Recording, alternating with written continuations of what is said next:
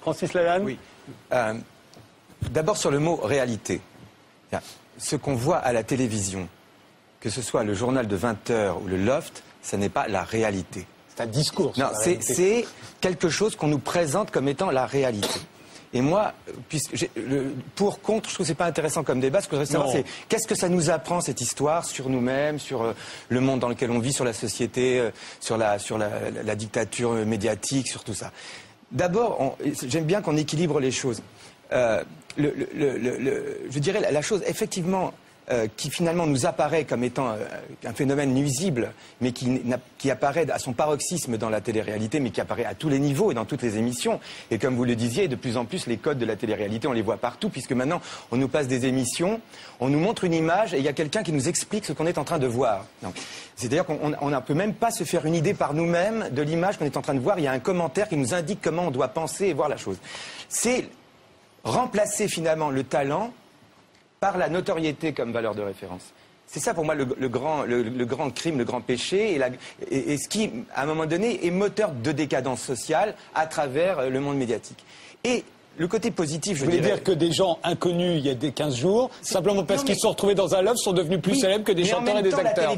Mais en même temps, la télévision, c'est ça. C'est-à-dire que la télévision, c'est pas le territoire du talent ou de l'art ou de la création. Ça ne l'est plus, en tout cas. Maintenant, ça n'est que le territoire de la notoriété. Et c'est là où, finalement, quand je disais la phrase de Cocteau, un mensonge qui dit la vérité. Finalement, cette télé-là nous a dit enfin la vérité sur la télévision.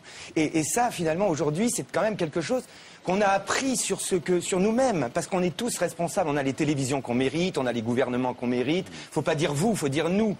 Et on a tous appris finalement qu'on avait basculé quelque part et qu'on n'était plus vraiment forcément à la recherche de l'art, du talent, mais qu'on était finalement avec la télévision dans une relation avec la notoriété, et que cette relation n'était pas forcément une bonne chose pour notre propre développement intellectuel. Mais alors, justement, quand on regarde la télé, qu'est-ce qu'on attend à la télé-réalité tous? Quel est notre rêve secret? C'est de voir la jeunesse foutre un coup de boule à Castaldi. On attend le clash. Vous parlez de l'animateur de l'émission. Oui, voilà, ou Castaldi ou un autre. On attend que ça pète. On se dit, c'est pas possible. Ils peuvent pas aller si loin dans la servilité absolue. On veut qu'ils cassent tout, qu'ils cassent les caméras. On attend de la jeunesse le minimum de rébellion et de désobéissance. Et qu'est-ce qu'on a? On a un mythe qui plaît peut-être à certaines catégories complètement désabusées des jeunes, c'est le mythe d'une jeunesse totalement larbine, qui est prête à pincer les fesses de son voisin pour 3 000 € de plus dans la cagnotte, avec une voix, la voix de Dieu, qui donne des ordres et des instructions. Ce mythe de la jeunesse totalement servile, qui n'est pas fauteuse de troubles, qui se soumet, une jeunesse bini-oui-oui, c'est un mythe qui entre en connexion avec la politique d'aujourd'hui. La télé-réalité, c'est la matrice politique de la jeunesse de demain. Pour aller plus loin et pour rebondir sur ce qui vient d'être dit par madame aussi, si vous voulez, comment s'opère cette manipulation de la conscience? Elle s'opère très simplement parce que, effectivement, on présente à la jeunesse l'image qu'elle doit avoir d'elle-même et du monde, en fait. Et donc, on inverse finalement, on écrase toutes les valeurs et on explique finalement que c'est aux jeunes, finalement, qu'il va falloir qu'ils soient individualistes, qu'ils soient plus solidaires, etc. Mais la magie s'opère par le simulacre présenté comme étant la réalité. C'est grave les mots. Quand vous prenez des gens, que vous les mettez dans un bocal, ou dans une cage comme ça, et que, comme vous disiez, monsieur, on n'est pas dans la réalité. Quand vous prenez un rat dans un laboratoire, vous mettez dans une cage, il ne se comporte plus comme il se comporterait dans la réalité. Et c'est pareil avec des gens. Or, on vous présente ce comportement de ces gens-là dans ce bocal comme étant la réalité, parce qu'on vous dit c'est de la télé-réalité. Et c'est dans cette manœuvre subliminale... On va appeler ça de la télé expérimentale, d'après vous? On pourrait appeler ça de toutes les manières que vous voulez, mais pas réalité. Déjà, que la télévision n'est pas ce qu'on y voit n'est pas la réalité, mais n'est que manipulation. Là, en plus de ça, on arrive maintenant, ça n'était pas le cas du temps de Pierre Bellemare et de tous les pionniers qui ont inventé la télévision au départ. C'est un objet magique qu'on allait pouvoir créer, etc. Oui. Maintenant, c'est devenu clairement un territoire répressif, un territoire où on essaie finalement de manipuler les consciences et de créer un monde qu'on va pouvoir manipuler de toutes les manières, de manière politique, par l'argent, etc. etc. Vous venez de décrire le vice, l'horreur, et tout ça est dans la littérature, c'est dans le cinéma, c'est dans les livres. Donc, ce n'est pas ça qui a fait le succès de la télé-réalité. télé-réalité. C'est trois choses.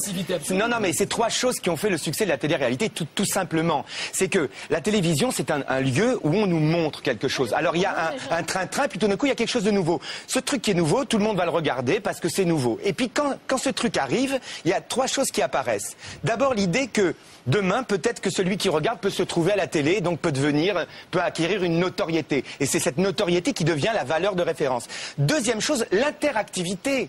Car là, on se retrouve comme au jeu du cirque, à faire comme ça ou comme ça avec le pouce, et on décide, on rentre dans la télé, on a une interaction avec la télé, et quand on est chez soi, on peut décider que lui va revenir, etc. Et donc on existe. C'est le fameux téléphone qu'a inauguré Pierre Bellemare à l'époque pour venir en aide aux gens. Et en même temps, et la troisième chose, c'est que ces émissions, bon, eux ont été vraiment des pionniers, mais on a testé beaucoup de choses sur eux et après on les a optimisées.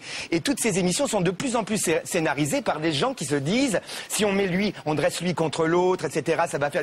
Et finalement, c'est des romans photos et on veut connaître la fin, parce que quand on a vu le début d'une histoire, on veut connaître la fin. Et ça agit exactement comme une drogue cathodique. Et oui, madame, il est intolérable que le service public n'ait pas su, à un moment donné, pas simplement dans les émissions de télé-réalité, mais dans toutes les émissions, tolérer plus longtemps cette imposture qui consiste à faire croire qu'un spectacle est la réalité. En plus, dans ce spectacle, faire jouer des gens dont ça n'est pas le métier, au détriment de ceux dont c'est le métier qui ne peuvent plus jouer et qui ne peuvent plus avoir un accès au droit, d'utiliser l'argent public, etc. Vous parlez, parce que en quoi c'est le service public qui a fait ça? Non, le service public, le CSA, les organismes. Mais le service public, c'est plutôt auto-limité et même... Dans le service public, il y a aussi des émissions qui ne sont pas de télé-réalité, où on met la notoriété au-dessus du talent. Et on met par exemple deux crétins cathodiques à qui on donne le droit d'insulter, par exemple, des romanciers, des gens qui ont travaillé. Et on oublie que la critique est aisée, que l'art est difficile, et on ne respecte même plus la personne humaine. Et tout ça, ça se passe sur la chaîne publique. Il y a une dérive, parce qu'effectivement, il y a utilisation du pouvoir médiatique comme instrument répressif pour modeler les consciences. Et c'est pas simplement le pouvoir médiatique aujourd'hui. C'est le pouvoir bancaire, le pouvoir politique, etc. Et tout ça est un programme qui est conçu pour vider les consciences et pour manipuler les gens. Mais tous ces pouvoirs, et là je vous rejoins, tous ces pouvoirs vont tomber. La dictature bancaire, les banques c'est fini, c'est collapsé. La dictature médiatique c'est collapsé par Internet et le monde va changer. Mais la télé-réalité nous a appris quelque chose. Elle nous a appris ce qu'était la télé. Ce qu'était devenu la télé. La télé-réalité, c'est une situation artificielle. Oui. Elle n'a de sens que si on prend des individus, on les met sur une île, c'est une situation de crise en général, de stress, sauf de la réalité. Privation de sommeil et alcool. C'est ça le cocktail gagnant pour l'île de la tentation et tout ça. Privation de sommeil, alcool. Ça donne des nanas qui sont prêtes à tout, qui sont hagards, qui disent au confessionnal, au début on les met en plein soleil, on leur fait des confessionnals de 2 heures avant d'avoir la phrase qu'on attend. Et puis à la fin, la pauvre nana, elle comprend ce qu'on attend et en bout de 3 minutes, elle crache ce qu'on attend d'elle. Donc on fausse la réalité, c'est une mascarade totale. C'est surtout des canevas. C'est surtout un canevas cliché. C'est ça. C'était vraiment un canevas cliché. On sait très bien que l'on veut montrer tel et tel chose. Oui, mais bien sûr. L'arabe de service, la bim-bim de service, chacun a son identité assignée, on n'en change pas, on n'évolue pas. C'est absolument abject. Au niveau du casting, très réactionnaire depuis tout à l'heure, j'ai l'impression en tout cas. Oui, c'est très réactionnaire. C'est une télé-réactionnaire. Vous êtes très réactionnaire, j'ai l'impression vis-à-vis de ce sujet. Depuis tout à l'heure, je vous entends parler du sujet, mais d'une manière super violente. Vous avez l'air complètement feu rosé, comme c'est le sujet de votre vie en fait.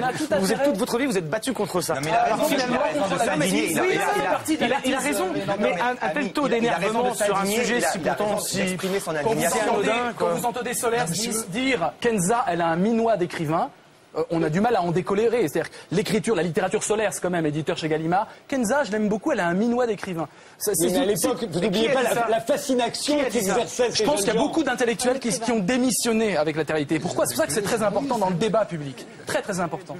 L'intelligence, c'est aussi résister. Mais il y a un moment donné... Tu résistes en regardant autre chose, tout simplement. Non, quand tu rentres le soir du boulot, tu regardes la télé. Michel, moi j'ai jeté ma télé. Tu vois, aujourd'hui, il y a pire que la télé-réalité. Il y a le journal de 20h. Voilà.